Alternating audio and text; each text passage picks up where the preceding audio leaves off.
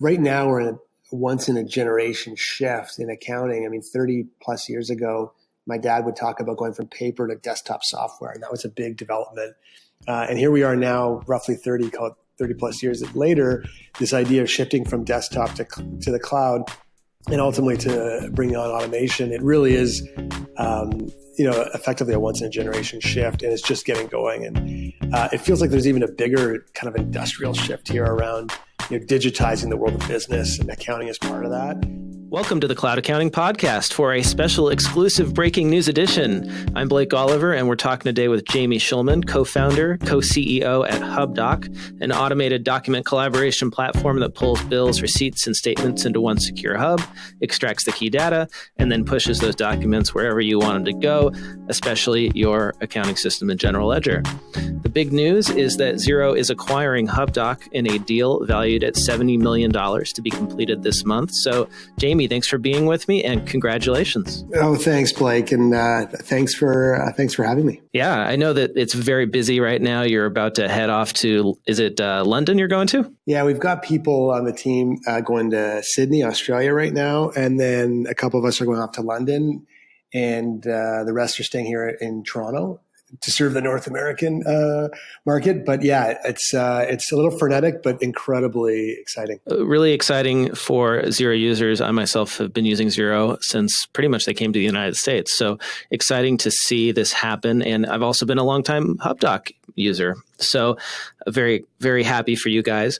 And my question for you is, how did the whole Xero acquisition come about? It kind of just seemed to spring out of nowhere, but I'm sure that you were talking for quite a while. And I'm curious to know, how did it happen? Yeah, I could talk at length about this, but I'll try and keep it succinct. And I guess in short, when Jamie and I, when I say Jamie and I, I'm referring to the other Jamie, obviously, when he and I started Hubdoc, it was actually the genesis of the idea came from a previous business that we had run and started running and ultimately sold, and that was that we were frustrated doing the books in our business, and this was from the period of 2007 to about 2010, 2011, and we had a bookkeeper offsite who was using a desktop software to kind of manage things, and it was a lot of back and forth administrative work to try and get our books done, and they were typically done a month after month end.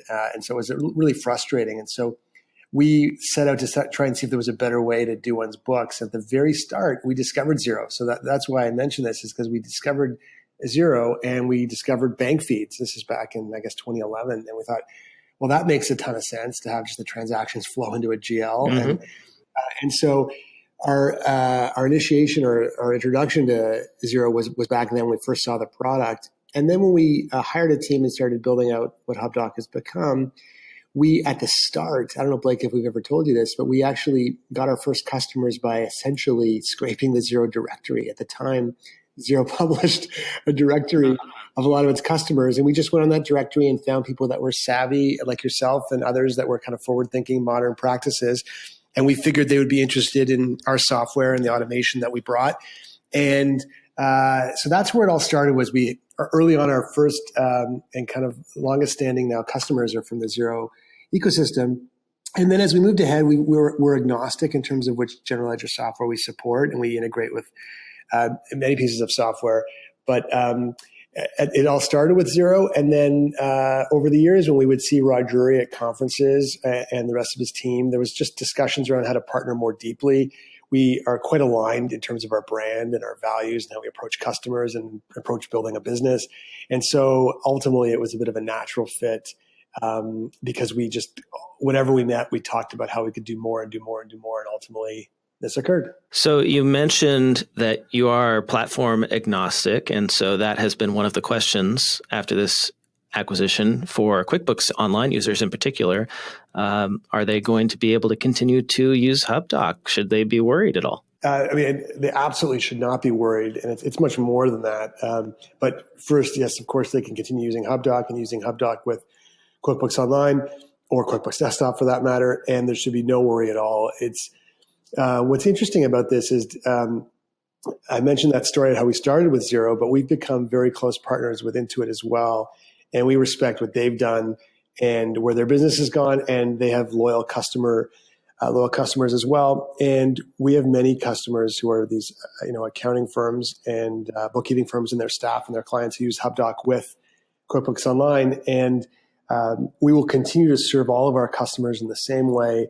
We've had a ton of outreach from customers, everything from congratulations to a question about, can we continue to use Hubdoc? And they should absolutely have confidence that they will be able to. We've also talked with the people at Intuit at various levels, and they've been incredible. Really respect them, their people, and specifically the kind of the accountants teams and the folks that work with the QuickBooks Online team, where we have they've not only reached out to us and talked about how they're going to continue to support our mutual customers, but just how all of our constituent number one is the customer, and so we should all feel confident that it's not just Hubdoc, but also Intuit are going to continue to support our mutual customers going forward. So are you folks, is Hubdoc remaining a separate entity? Are the Hubdoc employees going to become Xero employees, or did they stay Hubdoc employees? How is all that going to work? Yeah, I don't know ultimately how it'll all shake out and how things will evolve. But right now we're staying as a standalone company, and Hubdoc employees are Hubdoc employees. And who knows where it'll all head. But for now, although things have changed, a lot of it's staying the same. One of the benefits of the acquisition that Xero cited on their blog is the potential for a deeper integration, which is very interesting given how difficult data capture is in the United States, in the North American market. Not a lot of people using electronic invoicing, still a lot of paper checks, paper bills. And that is, I think, as a user, why I suspect that Hubdoc has been so successful. So what can you tell me about any potential deeper integration? What might that look like? Or is it still just a thought in the wind? Yeah, I mean, I would say to start that we continue to work on all of our integrations. So we have integrations with many pieces of accounting software as well as cloud storage platforms like Box or ShareFile or Google Drive or Dropbox, et cetera. But on the Xero integration side, I would imagine there will certainly be we'll be going to more depth on integration, and there's all sorts of ways that could go. We have ideas, they have ideas.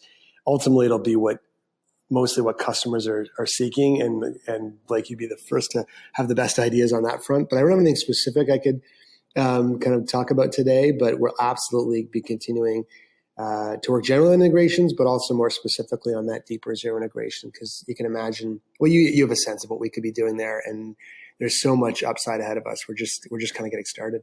Last question. What is next for you and Hubdoc? Oh, that's great. Well, I'll start with me, and I'll bring the other Jamie into this too, because we're a team. We are both excited, thrilled, fired up with what's ahead for Hubdoc. So we're staying here. We're going to be here for a long time. There's nothing. I mean, some people have asked us, what are you going to do next? Are you going to start another company? No, we're staying with Hubdoc, and we're incredibly excited about what lies ahead. I would say.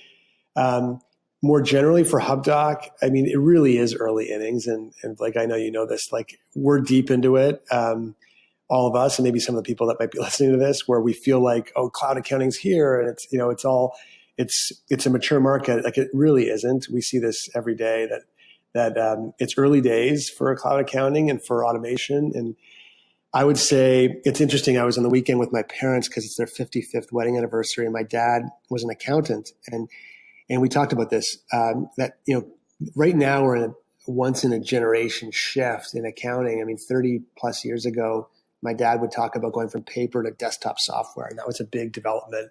And here we are now, roughly 30 plus years later, this idea of shifting from desktop to the cloud and ultimately to bring on automation. It really is, effectively a once in a generation shift, and it's just getting going. And I think on a broader level, if I could risk being a bit dramatic, it feels like there's even a bigger kind of industrial shift here around digitizing the world of business, and accounting is part of that. So a lot of what we do here is save people time and drive streamlining processes and moving away from paper to digital. And so I think there's this bigger shift at play, and we're just getting going. And I mean, I think you and I have talked about this before, but like, in a world of automation where so much of what one has been doing at an administrative level, for example, gathering receipts and coding them, it can now be automated. But in a world of automation, it's critical that the relationships continue to be formed, that one can assist businesses, that the automating of the administrative tasks are really just one piece. Ultimately, the kind of need for a guide or an advisor is even more important. And our goal here is just to help firms and professionals survive in this world of automation that's inevitable. That's such a great point. The fact that we're at the beginning of this shift. We're just at the beginning. We're at the end of the beginning is another way to put it, right? Like, and it's easy to lose sight for those who have been using cloud apps for the last 5 to 10 years. It's easy for us to lose sight that maybe we're at most 5-10% of the market right now. Exactly. And we've done surveys here at Flowcast of accounting teams, and we find that while more than 50% are using some sort of cloud tool, most of them are not integrated, right? Only about 10% of teams are fully integrating all of their applications and automating and data entry, removing that stuff. So still tons and tons of opportunity in the marketplace for more users of Hubdoc and just more users of all sorts of cloud apps. Yeah, and this move towards efficiency and automation, streamlining business processes is just getting going. Mm-hmm. We have a closer view of the Australian market right now, given our relationship with Xero and now this transaction. And it's interesting. I think one would say that they're probably a good couple or 2 or 3 years ahead of North America in terms of streamlined processes. And you can see that as an example. I mean, I live in Toronto, but I've lived in San Francisco for 7 years. We still all write checks too much. And in Australia, nobody writes a check, as an example.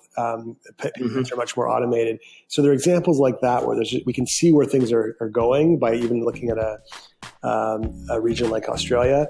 And it just gets exciting because ultimately, as I was saying, for a business, when it comes down to these businesses, having better visibility and insights into how one is doing is super important. It's just hard to do that now. But in a world where that's kind of done to some extent automatically, you can now have someone help you look at your business more thoughtfully. And that's all good. Jamie, that's about all the time we've got. I know you need to make it to the airport and get over to London. So for those who are not familiar with Hubdoc, where can they go online to connect with you and learn more about what you do? Yeah, I mean, Hubdoc is HUBDOC. So whether it's hubdoc.com or at Hubdoc on Twitter, Hubdoc on Facebook, et cetera, those are probably the easiest ways to go. And we're there all the time. So we would welcome anyone who's interested in learning more. Thanks, Jamie. Thanks, Mike. Appreciate it.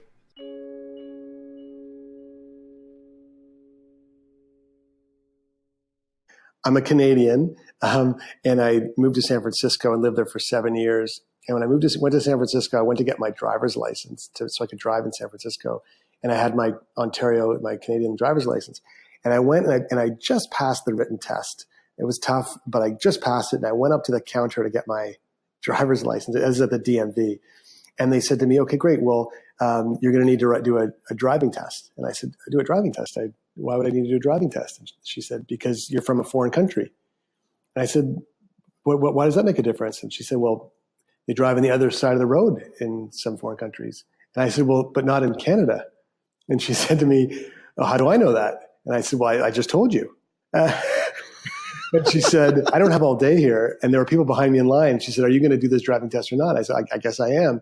How long do you think this will take? And she said, well, you can't do it now. I'm booking in October.